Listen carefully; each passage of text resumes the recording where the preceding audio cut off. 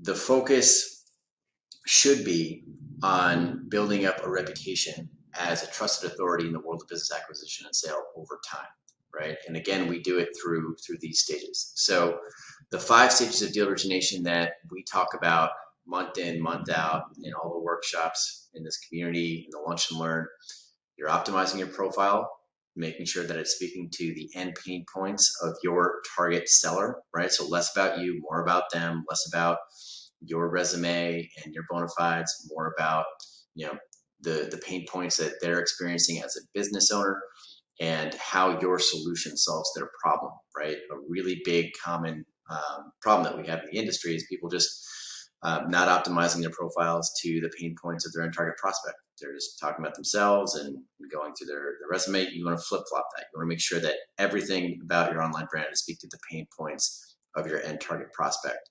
Targeting, we run through targeting not only for your end primary business owner prospects, but your referral prospects, right? So who is the business owner who you're going after, getting very specific. We love it when people niche down in M&A. We see a lot of success with intermediaries, especially who niche down. So if you're focused on HVAC or SaaS or fintech, for example, those are niches where you're going more coast to coast, and it's not just a general geographic territory. But regardless of whether you're focused on a niche or a general geographic territory, you need to be very specific about who your end target prospect is and what the keywords and the Boolean search, what keywords to include, what keywords to make sure you're excluding.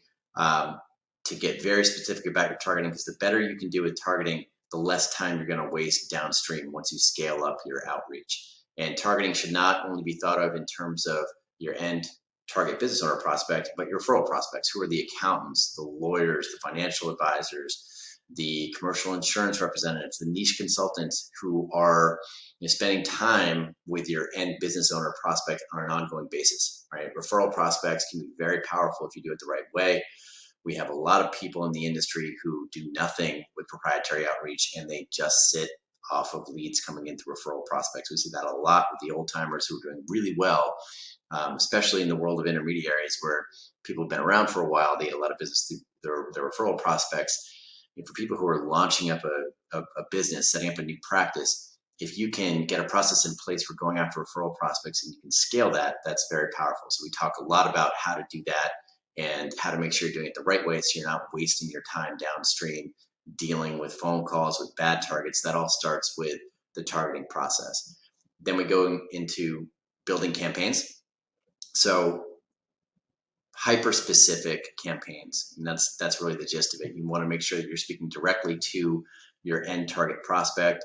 For the financial advisors, you should have a specific set of financial advisor messages at the top of the funnel, mid funnel, bottom funnel. Everything should speak directly to the value proposition that you have for that financial advisor. Same thing for accountants, for lawyers, for commercial insurance. Just making sure that you're building campaigns the right way across multiple channels that speak directly to your end target prospect, are not generalized, and convert. So we go through that a lot. That is a deep topic. It's a rabbit hole, but each we'll spend a month at a time on our themes, and building campaigns is absolutely a recurring theme that we'll be going through in this community.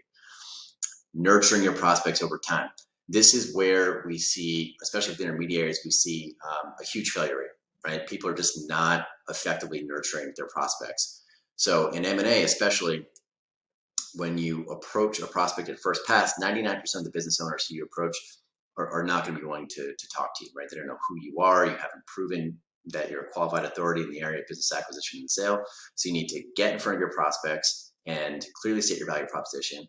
Who are you? What do you do? And if the time is right, then sure, hop on a phone call, have that introductory meeting, fantastic. But if the timing is not right, and with the best proprietary outreach strategy in the world, for 99% of these prospects, the timing is not going to be right. So once you get in front of them and you state your value prop, you need to have a system in place for staying in front of them over multiple channels, educating them about who you are, offering social proof, proving day in, day out that you are a qualified authority in the area of business acquisition and sale, staying top of mind so that when they are actually ready to have a conversation about what their exit plans might be, what a potential valuation would be for their business, who their best buyers might be in this market, that's when you're at the front of the line, right? You're in a position to capture, to convert. And capture is the final stage where it's really just tactics for identifying when those prospects are motivated, right? When they're signaling, taking actions, whether it's through CRM, if someone is visiting your business for sale page multiple times, so you get a sales task.